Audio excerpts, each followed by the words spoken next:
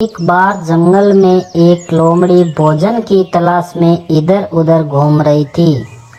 तभी उसने देखा कि एक पेड़ की ऊंची टहनी पर एक सुंदर सा कौवा बैठा है।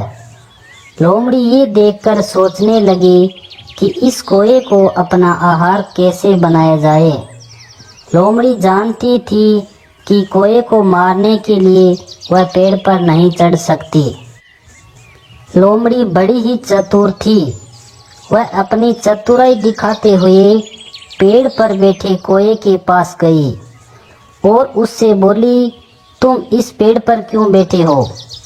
क्या तुम्हें पता नहीं है कि आज जानवरों की सभा में ये निर्णय हुआ है कि कोई जानवर या पक्षी किसी दूसरे का शिकार नहीं करेगा। अब वह बड़ी मछली छोटी मछली खा जाती है वाला नियम नहीं चलेगा। कौवे ने लोमड़ी की ये बात सुनकर नहले पे दहला मारते हुए उसको जवाब दिया, इसका मतलब तो यह हुआ कि आज से जंगल के सभी हिंसक जानवर, शेर, चीते, भेड़ी सब घास फूस खाने लगे हैं। कौवे का जवाब सुनकर लोमड़ी थोड़ा शक पकाई, लेकिन वह भी इतनी आसानी से पीछा छोड़ने वाली नहीं थी। लोमड़ी बोली, हाँ, इसके बारे में तो हमें पड़ताल करनी होगी। तुम अभी नीचे उतरो, हम दोनों जंगल के राजा के पास चलकर पूछते हैं। कौवा बड़ा ही चतुर था। कौवे ने अपनी चतुराई से जवाब देते हुए लोमड़ी से बोला, वहाँ पर जाने की कोई ज़रूरत नहीं है।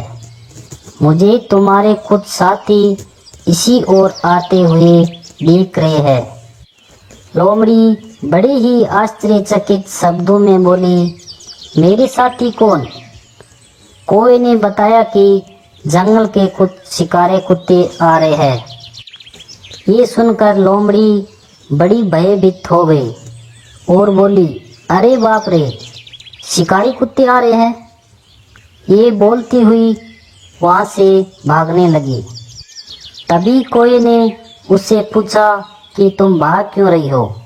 अभी तो तुमने मुझसे कहा था कि जंगल के सभी जानवर आपस में मित्रवत रहा करेंगे। लोमड़ी बोली, लेकिन शिकारी कुत्ते उस सभा में मौजूद नहीं थे, उन्हें इसका मालूम नहीं होगा। ये कहते हुए लोमड़ी बड़ी तेजी से वहाँ से भाग निकली।